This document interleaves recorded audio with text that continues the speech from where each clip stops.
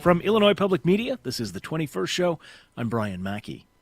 Communities in Chicago and beyond are still feeling the presence of Immigration and Customs Enforcement, or ICE, agents, along with Customs and Border Protection. Beyond the arrests, residents have reported military-style raids, tear gassing, and more. As we talked about Monday, state and local elected officials have been on the ground warning people about the operations.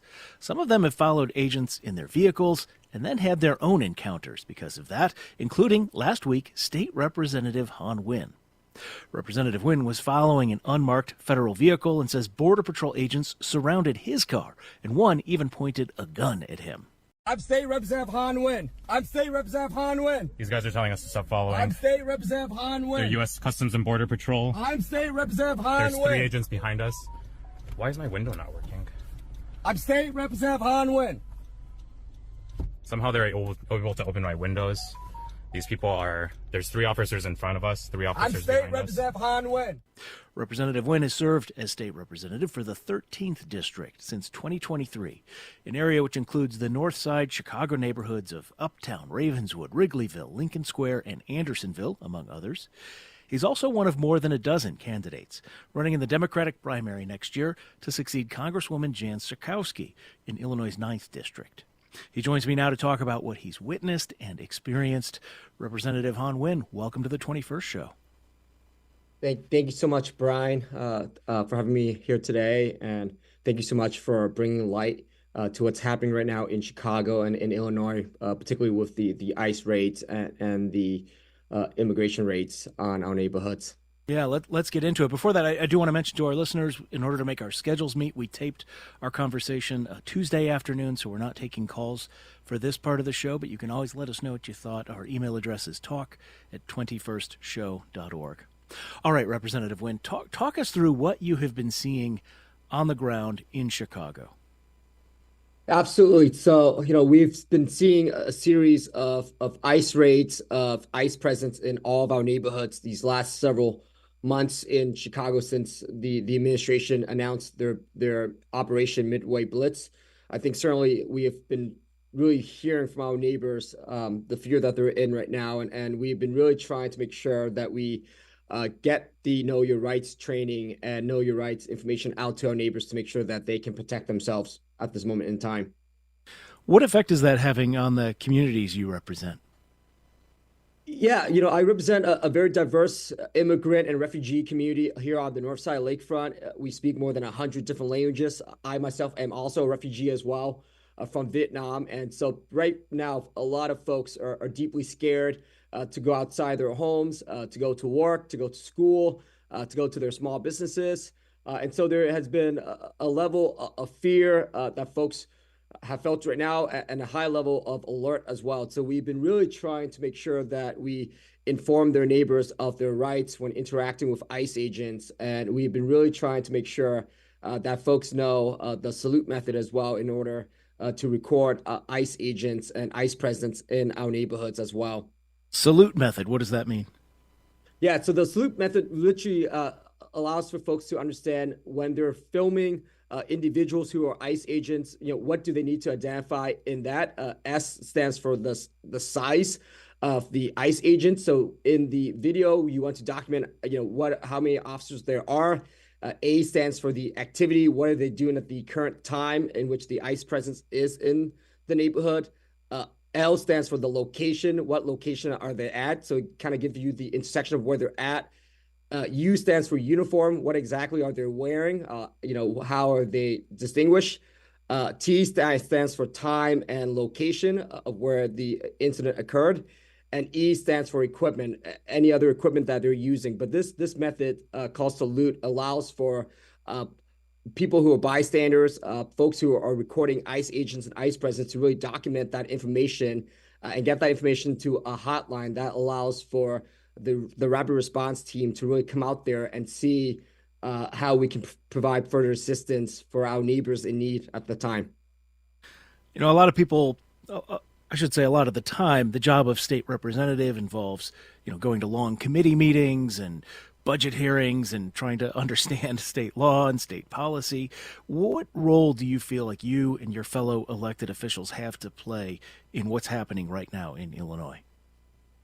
Yes, absolutely. I think for me, as someone who is a refugee from Vietnam, this country uh, fought for me to have an opportunity, and my family and I lived under an authoritarian regime in Vietnam. My family were on a list to be killed by the regime that took over, and we fled this regime that used violence and fear to control its people. When we arrived to the United States, we arrived here with nothing. We didn't have any money. We didn't have any connection. Just really the belief that in America you have due process and there is freedom from fear. And so for me, it's really making sure that is still the case in this country. And so that's why, as a state representative in Chicago, it's my job to protect our constituents and our neighbors from the fear that has happened in our neighborhoods, and also making sure that folks here have due process as well. So let's go back to that morning. What are you doing out and about on the north side that day? So last week on Tuesday, October 21st, we were conducting Know Your Rights training with our small businesses. So we had a training at a location, and then we also went out door to door as well, making sure that small businesses knew their rights when they're interacting with ICE agents. So knowing their rights to remain silent, knowing their rights to an attorney, knowing their rights to not sign any documentation that they did not understand. So while we were out getting the information out to our neighbors, we received a tip from the Rapid Response Network, of which I'm a part of. And we found out that a landscaper was abducted by ICE agents in our neighborhood. So our first thought was to make sure that we go to the location of where this happened and provide further assistance for this individual. And once we got there, we noticed that the ICE agents were driving around in our neighborhoods looking for individuals to pick up. And they were doing this in a way that, again, seems to be very racially profiling. And so at one point, we followed them, making sure that we were informing our neighbors of their rights, making sure that they knew that there was ICE presence in the neighborhood. And at one point, we were sandwiched in between two ICE cars, and we were surrounded by six armed CBD, Custom Border Protection agents, one of which then went to the passenger side of the car of which I was in, and pulled a gun to my face, to the window, and pointed at my face and the face of my colleague. And then at one point, they even attempted and yelled that they were going to smash in the car windows as well. So that moment, there was somebody was recording video. I don't know if that was you or your colleague in the car that day. That moment was not captured, though. Was the gun sort of out of the holster? Was it directly pointed at you? Did you feel in danger? Yeah. So at the moment, it happened very quickly when they sandwiched us in. We were actually also not aware that there was a car that was following us from behind. So when the ICE agent popped up, it was actually someone from behind, from one of the car behind, that came up, and he put the gun directly to the window of the car. So it happened very quickly.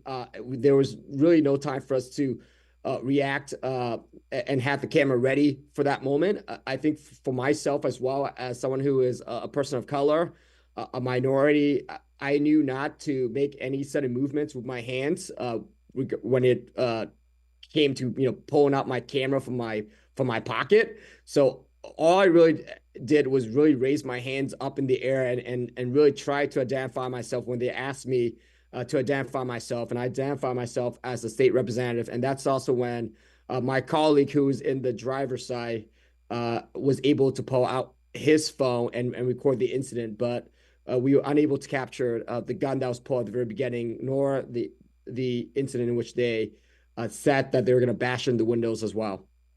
So what is going through your mind at this moment?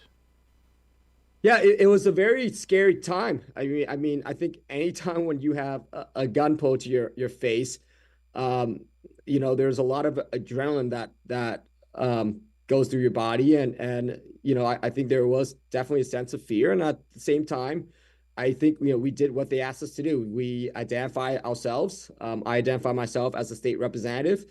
my colleague was also recording and was narrating what was happening at the time as well, and to make sure that folks knew what was happening to us at the time, because we were also part of the rapid response network. And I think for us, these ICE agents, really try to use political intimidation and violence to really put fear inside us. And myself and my colleague, we follow all the laws and the safety protocols. We kept our hands visible. We clearly identify ourselves. We were unarmed. And this was part of also a well-established nonviolence rapid response practice that has been ongoing throughout our city and throughout our state. So eventually, they also attempted forced entry of the car. That did not happen. But then they also let us go without charges when they acknowledged and saw that, I think they took a picture of me and a picture of my colleague. I think they ran us through some sort of software. And when they saw that I was an elected official, I think that's where they let us go. I know you've heard this before, but I want to make sure our listeners are aware of what the Department of Homeland Security had to say about what happened. They released a statement that said Representative Huynh was stopped not once but twice for stalking law enforcement and attempting to interfere with operations. They said he was given a warning the first time he was stopped. He ignored that warning, forcing agents to get out of their car a second time to assess if he was a threat. This behavior is unbecoming of a public servant and is just another example of sanctuary politicians putting our officers at risk. End quote. What do you say to that? I would say that the statement is not just false, but it is an attempt to distract from the real danger, which is CBP agent pull a gun on someone who posed no threat to them, whose only weapon was a voice and a car horn. And I think if they want folks to know the truth, they should release the body cam footage of the officer pointing the gun at my head. And, I was nonviolent at the time. I followed all the laws. I clearly identified myself and kept my hands visible. But at the same time, these federal agents surround my vehicle. They pointed a loaded gun to the window. They tried to smash their way into the car, all because, we were protecting our neighbors from aggressive, unlawful enforcement tactics. And I say the other thing is informing the public and documenting ICE presence is not stalking law enforcement, and I think their attempt right now to twist the lawful community actions that we had into a threat is part of their disturbing pattern of criminalizing dissent and punishing civic engagement. And I think they want to turn our resistance in Chicago into a crime and want us to look away while they violate the due process of every single person in the city and in the state. So I think that should really terrify every single American right now across this country. Look, there are clearly a lot of people in Chicago who think these raids are certainly immoral or unjust the way they're being carried out.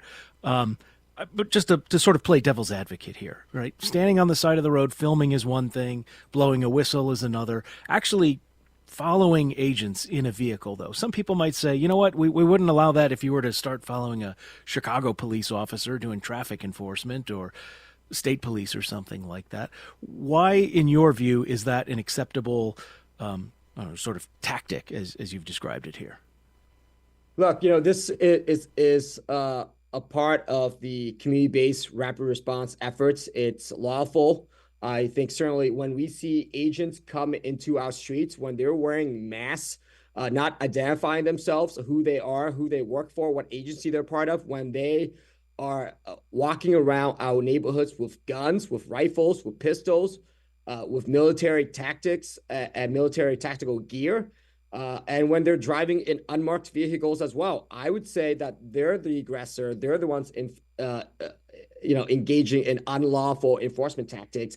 They're the ones throwing tear gas down streets where there are Halloween parades happening with little kids, right? So I think when we think about the actions that they have done, the terrorism that they've committed and they have posed onto our neighbors in Chicago and across the state, I would say that they're the ones following uh, and conducting these unlawful, aggressive behavior versus us, who is, again, we don't have any weapons. We are only recording what they're doing. And if what they're doing is actually legal, then they should not be afraid for it to be documented. So I think there is a thing to be said there about what they're doing down in Chicago and how they're enforcing their policies. Let me take a moment to reintroduce our conversation. We are talking with State Representative Hoan Huynh, who represents Illinois' 13th District, the north side of Chicago. He's also one of the many candidates seeking to succeed Jan Schakowsky in the 9th Congressional District. We'll have more with Representative Huynh after a short break. This is the 21st Show. Stay with us.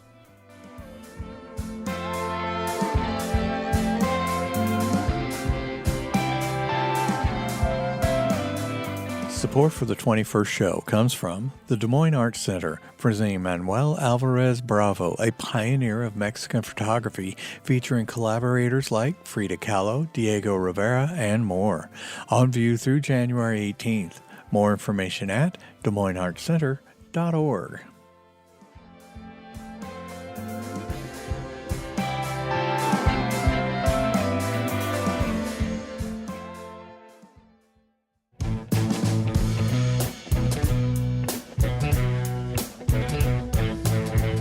It's the 21st Show. I'm Brian Mackey.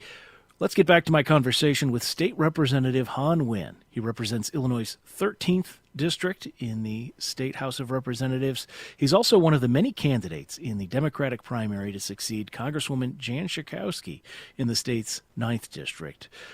We are talking about his experiences in Chicago as ICE enforcement operations continue. Last week, a Border Patrol agent allegedly pointed a gun at him while he was on the north side, informing residents about ICE operations in the area. I spoke with Representative Huynh Tuesday afternoon in order to accommodate his schedule. Because of that, no calls for this part of the program, but you can always let us know what you thought. Our email address, talk@21stshow.org. Earlier, you talked about your family coming to America, fleeing what you described as an authoritarian regime in Vietnam. I wonder how this experience in particular, and just what you've seen more broadly in Illinois in the past month or so, or even in the past 9 months, how has that affected how you think about America? This country, when my family and I first came over here as refugees, we received political asylum from the United States after my grandparents died during the war. My father spent 5 years in a prison camp in that war, fighting for freedom, democracy, and human rights. My mother's village was burned down during that war. And we came over here as refugees. And we believed this country was a land of opportunity. It was a country that gave us a chance. And while my mom worked in a factory for 14 hours a day with an 8th grade education, I was given a chance to succeed in our public school system, and then eventually went on to college at Yale undergrad and then Harvard for graduate school, and then came back to Chicago to work in community investments and community development. And I believe that is the promise of this country, the idea that a refugee kid can come here with nothing and can grow up to serve his country. And I think we have to keep fighting for this country's promise, for all of us, for our kids, for our grandkids, for every single person right now. No matter where you come from, your zip code, that you deserve a fair shot in this country, that you deserve the American ideals of freedom, of human rights, of democracy. And I believe its better days are still ahead. So I think we must fight for its better days, and we must fight for this country and for all of its people. And that's also why I'm running for Congress right now, is to make sure we continue that fight in Washington and to make sure we restore the American promise for all of us. So I am very optimistic still about the future of this country and that its better days are still ahead. But democracy is fragile, and democracy has to be fought, and we have to fight for it. And so that is why we are here today and every day, making sure that we fight for all of us to have a chance to succeed in this country. You know, the Trump administration is working to change the American refugee system. I guess if you're a white South African or a European who objects to your country's immigration policies, you'll be able to get in, but not many other people. I'm going to read just a little bit from the executive order. It says the United States lacks the ability to absorb large numbers of migrants, and in particular refugees, into its communities in a manner that does not compromise the availability of resources for Americans, that protects their safety and security, and that ensures the appropriate assimilation of refugees. End quote. What do you say to that? I think President Trump is misguided. I think certainly, his statements have been horrific. I think it speaks to this authoritarian regime and their hatred for immigrants and refugees. And I think we saw that when he first came in office in January 2025, when he put the executive order to suspend the U.S. refugee admissions program. And I think that, and this program really led to the termination programs like the Welcoming Corps, the suspension of all refugee processing and funding, the disruption of support for those who newly arrived, and also stranded refugees as well. I mean, these were also folks that were waiting in Afghanistan, and some of our partners who assisted the United States during the war in Afghanistan. These were translators, interpreters who were waiting to be brought to the United States, and their flights were grounded. And I think that is a horrible thing for them to do. And I think that, again, speaks to, what this administration is about, is they're willing to set aside their allies who've worked with them. They're willing to stop, folks from coming in because they're afraid of people who are not like them. And so I think, we really need to make sure that we keep pushing for our refugee and immigrant communities. I think particularly for me, for someone who is the first refugee ever elected in Illinois history of 207 years, it's very personal to me to make sure that I am not the last refugee ever elected in Illinois history, and that we all build a country where all of us have a fair shot, and that we can be here and thrive and prosper as well. I want to play a little bit of audio for you. This is a top White House official, Stephen Miller. He recently said that Illinois Governor J.B. Pritzker and other state and local officials could be subject to arrest. So if you engage in a criminal conspiracy to obstruct the enforcement of federal immigration laws, or to unlawfully order your own police officers or your own officials to try to interfere with ICE officers or even to arrest ICE officers, you're engaged in criminal activity. How are you thinking about that possibility? Look, again, what we have done in the past with our Know Your Rights training is making sure that folks in our neighborhoods and in our city know their rights as civilians, that they know their rights when they're interacting with ICE agents, and that they know their rights when they're recording the behavior of these ICE agents and the unlawful enforcement tactics and mechanisms that these ICE agents are using. I think certainly, again, Stephen Miller should really look at what happened with the January 6th insurrection, the ways in which he and the current president basically pardoned all these individuals who committed crimes in our country. And I think certainly a lot of those individuals who were pardoned are now part of the ICE agents and a part of the CBD patrol, right? So I think we need to also make sure that those individuals are looked at as well. So I think it is very hypocritical what Stephen Miller is saying. I think he shows a huge distrust of our immigrant and refugee community based on his racism and his xenophobia. And I think certainly we cannot have someone like that in the White House advising the president. But I think for us right now on the ground, our job remains that we have to inform our neighbors of their rights, and that we inform our small businesses and our community members of their rights as well. So we know we are within the confines of the law, and we know in Illinois it is legal that particularly because of the Illinois Trust Act, that local law enforcement agencies do not cooperate with federal ICE agents. And we know that we need to make sure that we also advocate for legislation as well that would further protect our neighborhoods and our neighbors from the overreach right now of this authoritarian regime. We're coming to the end of our time. How well do you think Illinois and Chicago are doing at meeting the moment right now?